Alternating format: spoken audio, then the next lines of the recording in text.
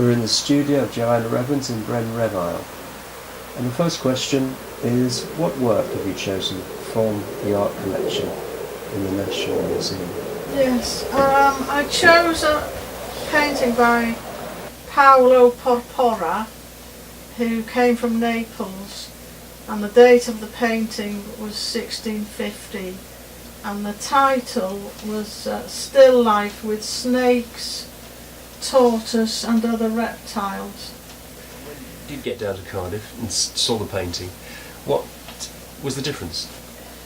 The difference was it was smaller than I had imagined, and it was darker. It seemed darker. I don't think it was particularly well lit in the gallery, and it consists of some plants and, well, a sort of woodland scene. There's a tree trunk and a little pool of water in the foreground, and some fungi. The reptiles looked quite alive. They didn't look as if they'd been painted from stuffed animals or dead animals.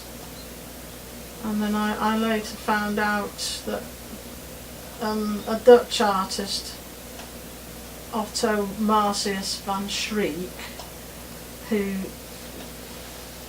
seemed to use a very similar subject matter to Porpora, he actually kept live snakes and other reptiles in some in a shed and on a piece of land with a wall around it.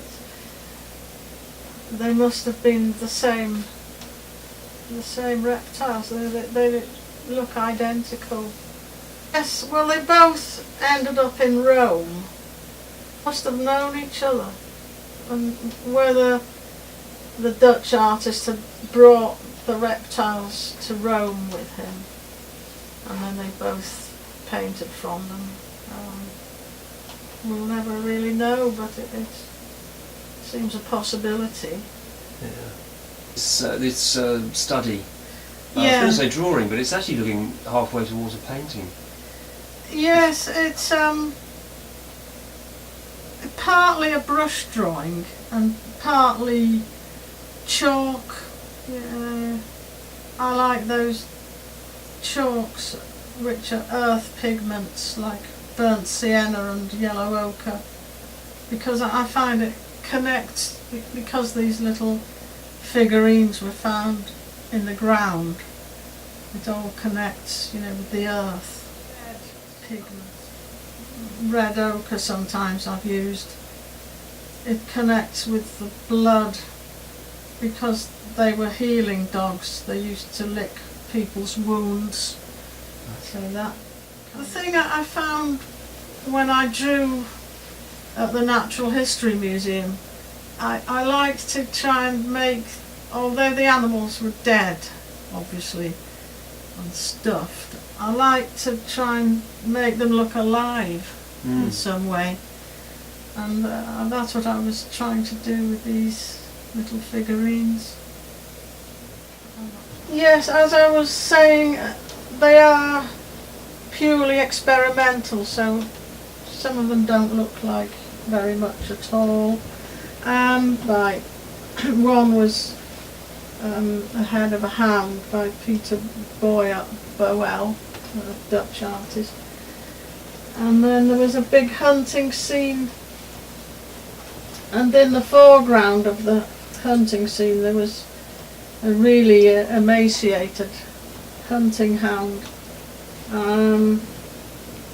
Sometimes when I was doing the monoprint process, I found that the drawing on the perspex was more successful than the actual print, so I kept a couple of them. And that was It's a very fluid kind of mark, isn't it? Yes. It's really almost scraping paint away and Yes, to get the structure. that method isn't drawing. It's working on the plate, inking up, and then removing ink with depending on what kind of printing ink.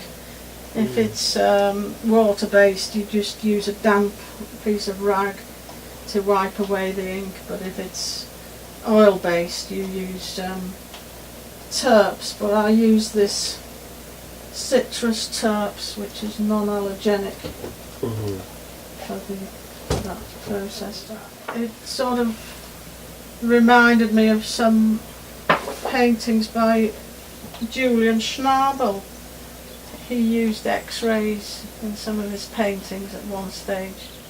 The other thing, right at the beginning of the project, I was walking by the lake, you know, the Lake Paddan, and I saw some lichen on the ground and on the rocks, which I went home and looked up, and it turned out it was dog lichen, and I did a lot of sketches of that.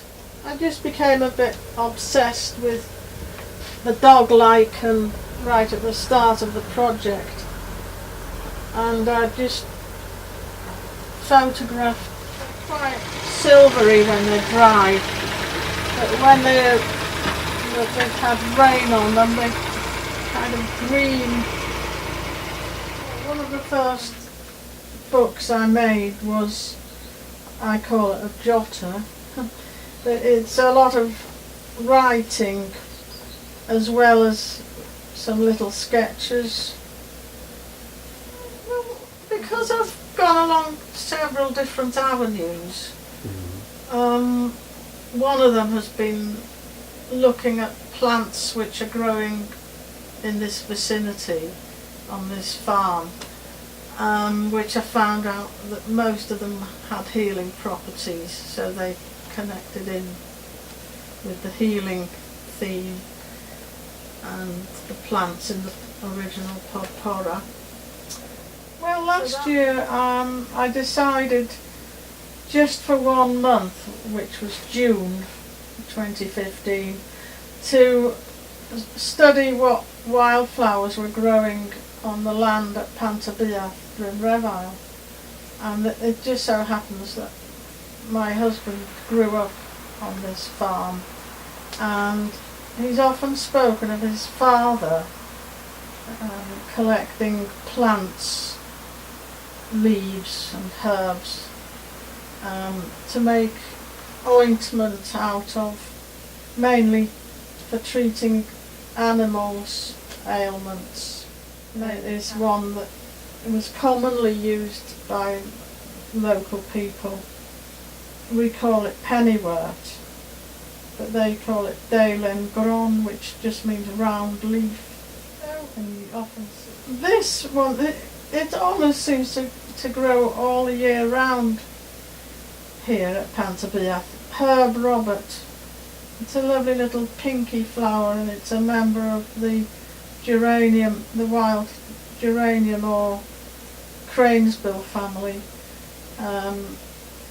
In Welsh it's either called a goes gore, because the stems are red, or Llys a Llwynog, and Llwynog is fox. Then Lady's Smock, I remember seeing that everywhere when I was little.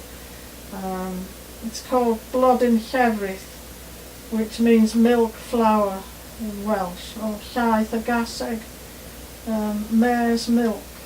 The camera can see it because it's a bit of a sheen on some of the acrylic I used in this case. This is actually more of a brush drawing than that previous one. That's more chalk in that one. So I used burnt sienna acrylic for this one. Shock horror, some acrylic from the works. Is it? Which they're quite shiny got ones. A lot of glue in it. Yes. Okay. Yeah. There we go. But I think I felt I'd achieved a sort of evil atmosphere in this drawing. This dog wasn't one of the figurines that I saw on the National Museum of Wales website. This was, I did find it on the internet, and it is a healing dog, but I just felt I needed 3. They were so